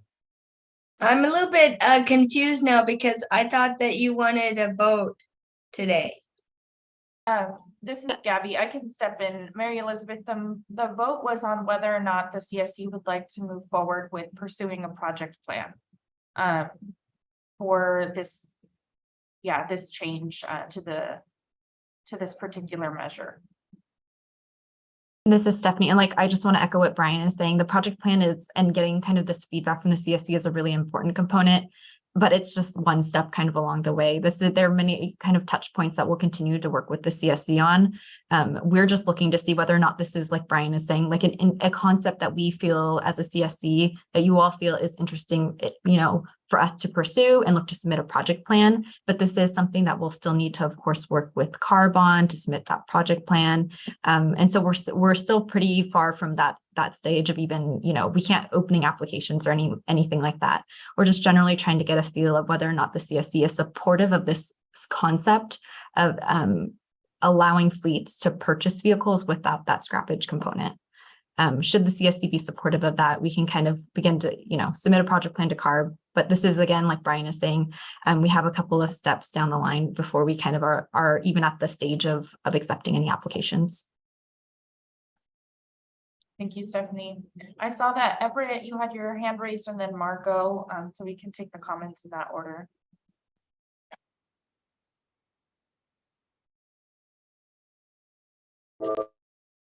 Okay, mine will be quick. Now, what we're saying is, and I want to get an understanding of this, we have two different measures, right? The first one that we already have in place, and this is the one from San Diego, correct? The one This we're is talking, Everett, this is Stephanie. We have one in place already that's been open for a while. That is our correct? traditional truck replacement program. This is a program that the district has been running. That is a truck replacement program and requires a scrappage component. The one from San Diego is a new pilot program that does not include that scrappage component. So you're right. We have an existing program, and kind of the new pathway that we're looking to pursue is kind of in line with San Diego's program that would open this new pathway. Okay, and I think that where we should be, spending most of our time on is dealing with that and getting everything in place so that we can get it through as soon as possible. And, I really would like to hear from Mr. Nate on this too. Thank you, Everett, for that comment. It sounds like, yeah, you have kind of enthusiasm for hearing where the CSC stands on pursuing this or not. I wasn't sure if your audio cut out or if that was the extent of your comment. That was it. That was it. I'm trying to cut it off. I don't want you guys to hear the truth. I appreciate your input.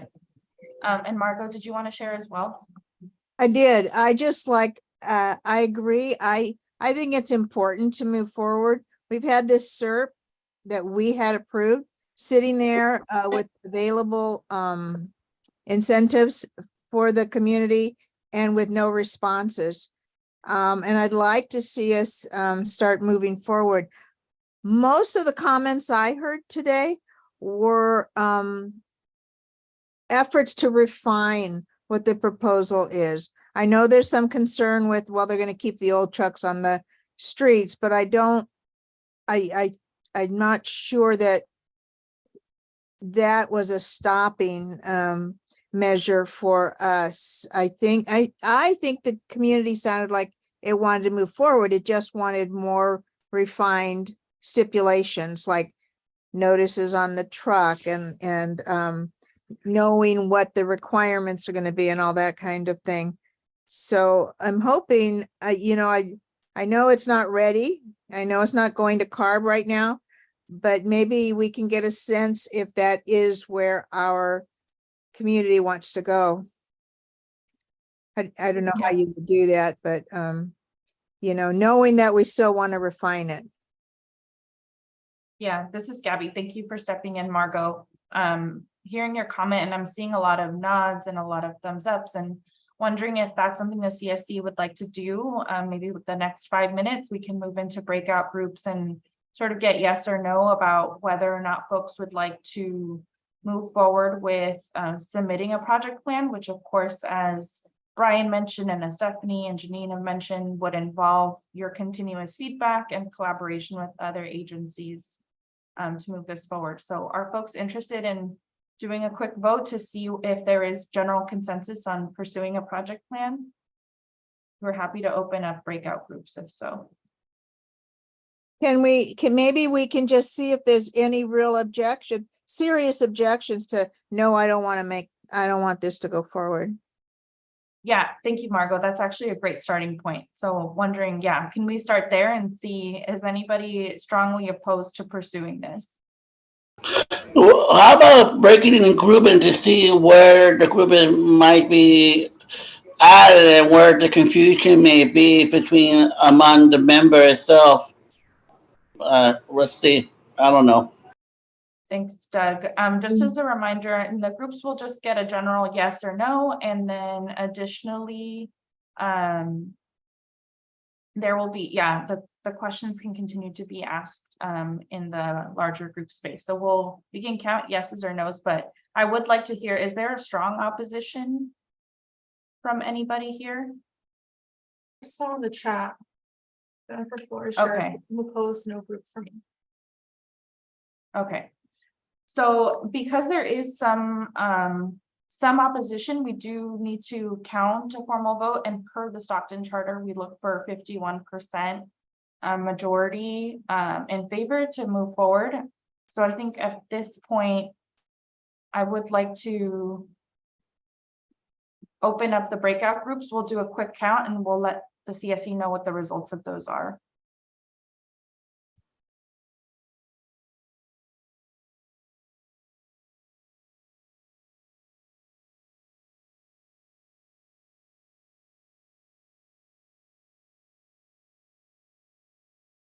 Well, hey, everybody.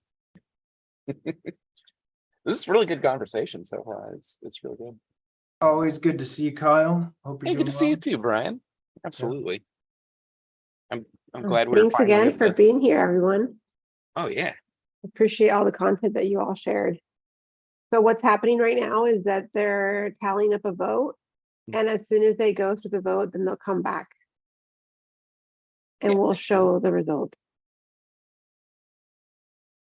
So if anybody's watching us on YouTube, the CSC members are in a breakout room so that we can tally up votes, either in favor or not in favor in moving forward with submitting a plan for the SERP implementation of the heavy duty truck replacement program. I hope there's a translator with Doug's group. Yeah.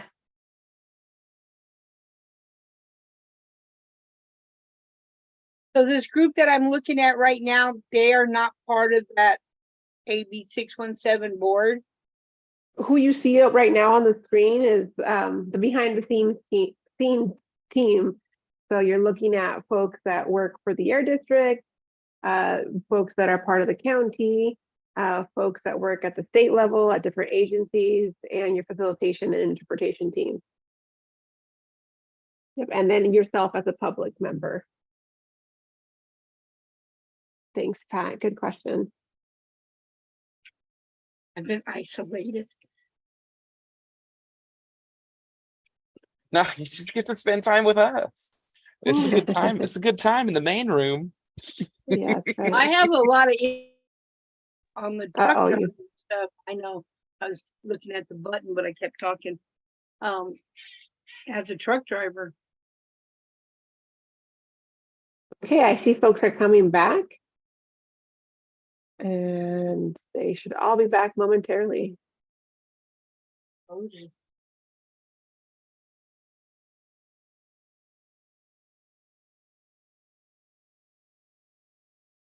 Welcome back, everyone. So we're seeing the rest of the CSE members come back to the main room. We did have several folks that stayed in the main room as CSE members were tallying up the votes. Let's see here. It looks like everyone is here. So I'll pass it back to Gabby and Laura. Thank you, Amy. This is Gabby. As folks are coming back, I'm just kind of noting what I'm seeing here. In total, we had 14 CSC members present and voting today. 15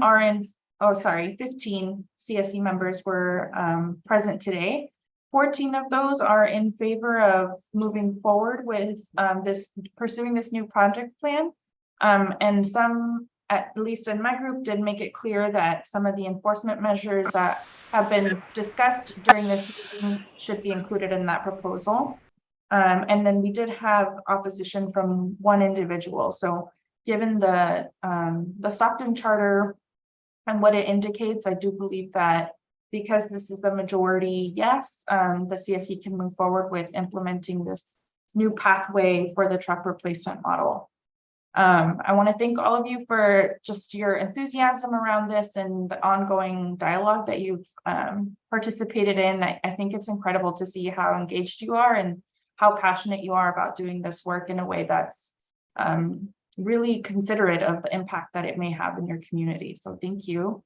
And I did see there's a hand raised from Gloria, so I wanted to make space to hear your comment as well. Hello.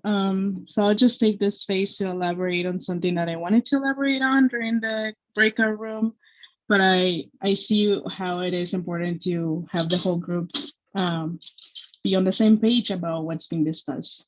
I think it's useful to highlight that this conversation was initially introduced as something that will be not really that would not really require a lot of input from the community, because they were originally looking for consensus to a project that was not really formally introduced to the community residents.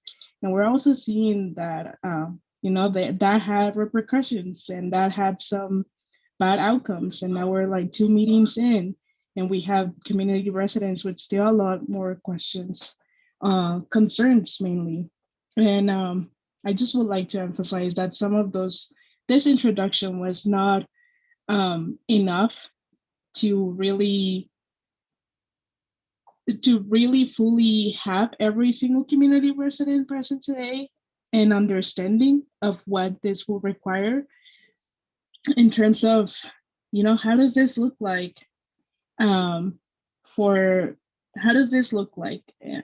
sorry, let me rephrase this. To put it in very simple terms, this additional project pathway is taking money from our SERP, right? And it is introducing new ways of looking at this funding, but not everybody here is aware of how that SERP was really adopted, how that SERP is really working in the community.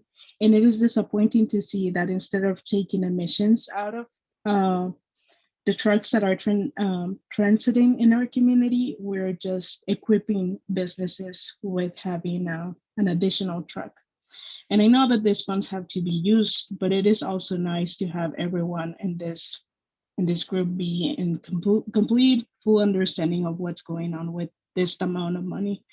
So yeah, I just wanted to emphasize that. Thanks, Gloria. And if this is Stephanie, if I could just quickly respond to that, because I just in this position appreciate any opportunities to find ways to communicate information with you all. This is something that we did discuss in the last meeting and followed up with an email and solicited in that email asked for any questions. And so we're totally open if that format wasn't something that works for you all and talking about, having this space with you all to answer questions. We're definitely open to hearing feedback about that. I did also maybe just want to appreciate what Gloria's comment just about kind of the SERP development process. I know it's been a long process, and I do appreciate kind of the flexibility of this group to adapt when we're seeing kind of changing circumstances in kind of our SERP development process.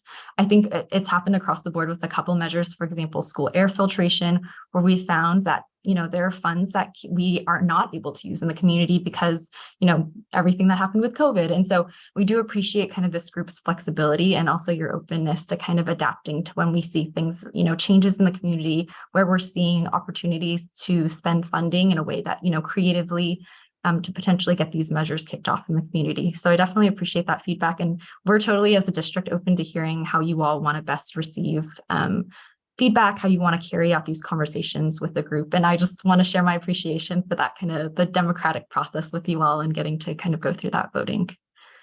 So thank you all. I do have, thanks, Everett.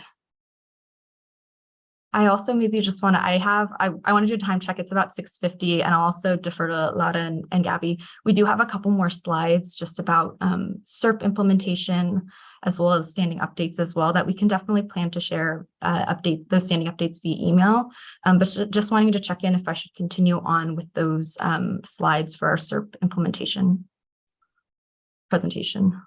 Thank you, Stephanie. And just taking a look at the time and some of the remaining items that on the agenda, I wonder if it is helpful to share some of the information about the other SERP measures via email kind of in advance, and perhaps we can add those measures to the meeting next month and prioritize that conversation for the group.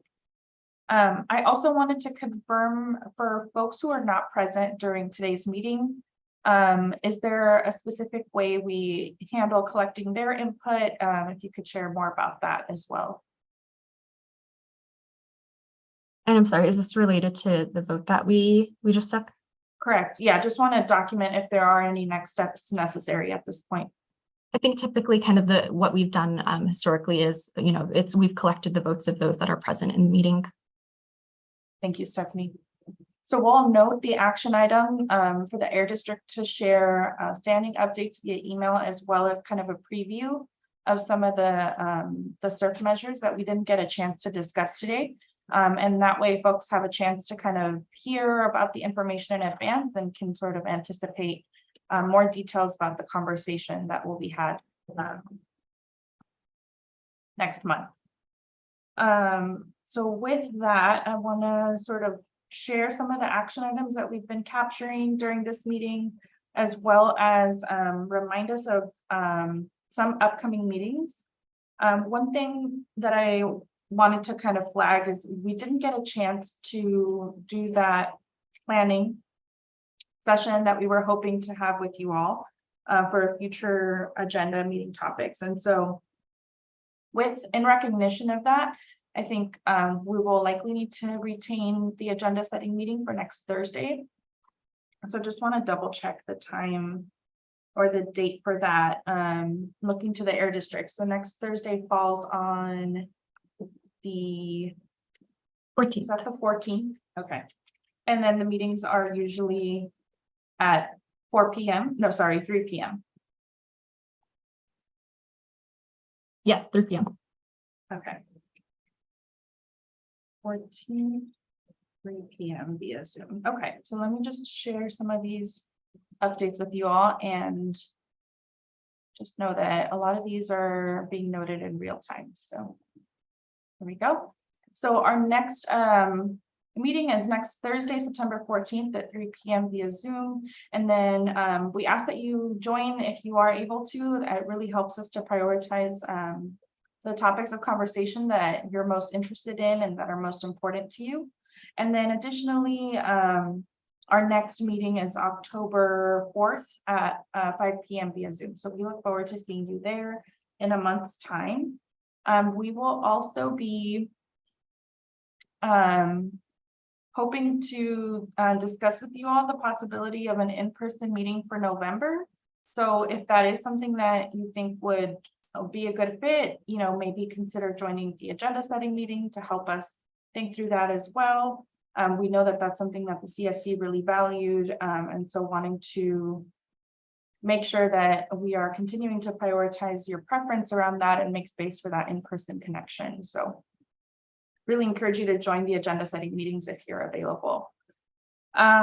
The action items we're noting today include first sending the community members information via email about the passenger vehicle replacement measure to support kind of learning on what the Air District is proposing prior to the October CSC meeting. And additionally, we'll be sending standing updates via email due to the time constraints that we have today. With these last 5 minutes of our meeting, I want to open it up to see if there are any comments from the public at this point. So we'll check on the YouTube live. And if Pat, if you would like to share any comments at this point, or if folks in the chat also wanted to share anything. Yeah, so I just want, as the perspective of a truck driver, owner, operator, without teaching the little mechanics, you're not going to get a lot of the little owner operators to follow sync. One thing that I put in the chat when I was on the YouTube was when you were talking about mileage and you were talking about community and everything. Here in my neighborhood of South Stockton, we probably have 4 trucking schools. Okay. And they are always in my neighborhood, not on my street, but in my neighborhood. El Dorado is a highway. So they have the right to go on there. Charter Way is a highway. They have the right to go on there. Used to be Highway 4 and Highway 50. So they are continuously circling this neighborhood. Those are the ones that they get $5,000–6,000 a student. Sometimes Department of Rehabilitation pays for them. So they have outside payees to take care of these students. They make good money and should be the first ones to come up and say, hey, let's buy new tractors. They don't need to have the big rig. They just have to have the day cap. If they're going to drive around where our kids go to school and my elderly people with asthma and COPD are driving, come on, Jasmine, clap your hand. They need to be a part of the electric fleets. As far as the big rigs companies, they can afford it. They get a tax write-off, the whole 9 yards. But the little guy, they're not going to be able to afford the prices of these rigs. Okay, and so we're stepping on the toes of the little people. They're already having a hard time trying to drive. I could go into a whole nightmare of the big companies, but if we don't get our regular mechanics, my ex-spouse is an excellent mechanic. He has his own shop. He wants to learn how to work on these electric tractors. We have no education for them. It's not fair for me to have to go to Peterbilt or Volvo because they're already getting a big chunk of money. We need to be able to, oh yeah, that's me. We need to be able to help the little guys with the little mechanics, because if not, we're putting them out of business too, and they have families. That's what I got to say, and I'm sticking to it. Amen. Thank you, Pat. This is Gabby. Just wanted to thank you for sharing that perspective and note that a lot of the CSC members are kind of energized by that perspective and what you had to share in the space. So thank you for joining. Everett, did you want to share anything? Just wanted to know, if we haven't already did it, who won the cards on the survey? I'm not sure. I'm not sure what survey you're referring to, Everett. Debbie, I don't know if you had a response to that or if it was a separate. And you're muted. It's related to Pat, what Pat said. Okay. I just wanted to say, Pat, that we do have we are working with Delta College for an education program for trainees for electrical vehicles. That is part of our CERT. So we did consider that. So that is not fast enough. Well, that's going to be part of it. So there are some, I think they started it. Are they starting it this year? I know they're working on the cars. I'm not sure about the big engines. I think they're from what I understood it, they were supposed to start this September or this August. Yeah, when the school started. So I don't know, but yeah, we'll have to see. Thank you, Debbie. Everett, I'm not sure if we got a response to your comment earlier, Stephanie. I didn't know if you had something to share about that. No, okay. I didn't know if you were going to clarify or elaborate, Everett. No, I was just asking the question. Go ahead, you guys go ahead. I'm enjoying everything because we have to take care of the little guy, and that's what I'm hearing, and that's what we. And there's other processes, but we got to get the ball rolling first. And that. This is Gabby. Thank you, Everett, for sharing that. I'll just note a couple final things in the chat before we wrap. Heather just inserted some of Pat's comments from the YouTube live, and so sharing.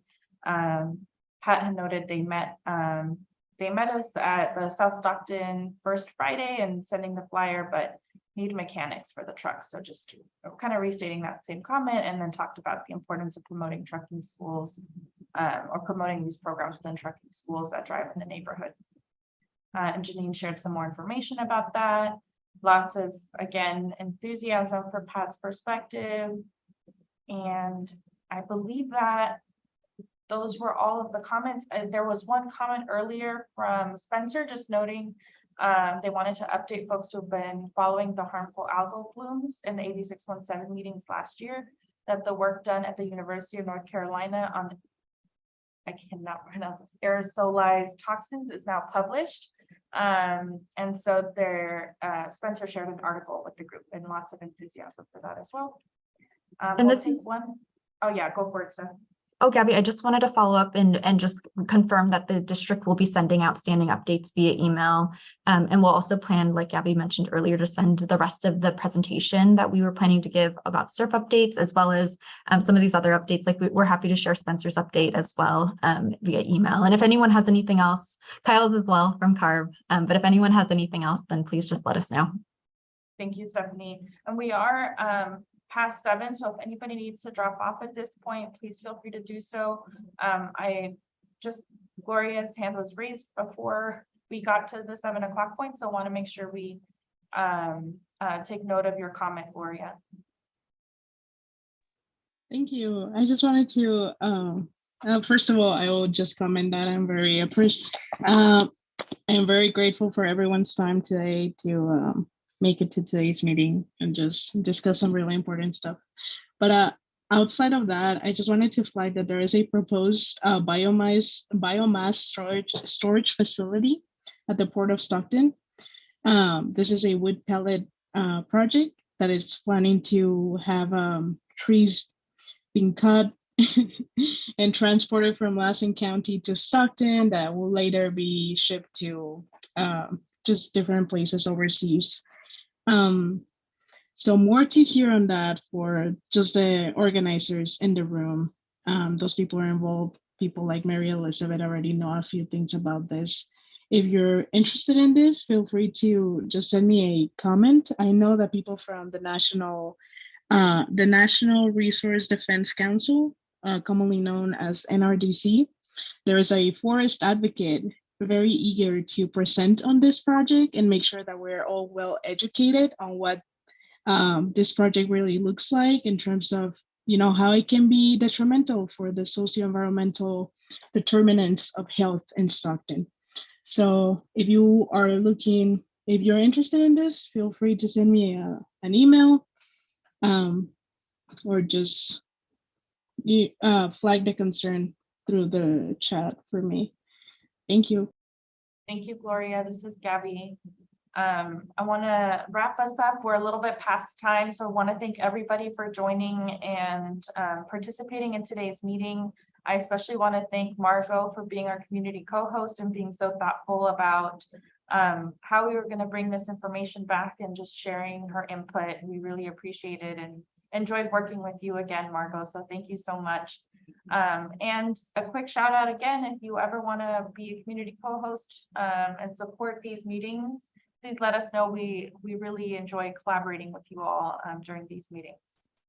So we look forward. I wanted to thank everyone for the participation, for the coming out to the barbecue, those that came out and those that helps sponsor it. I thank you so much. Appreciate it.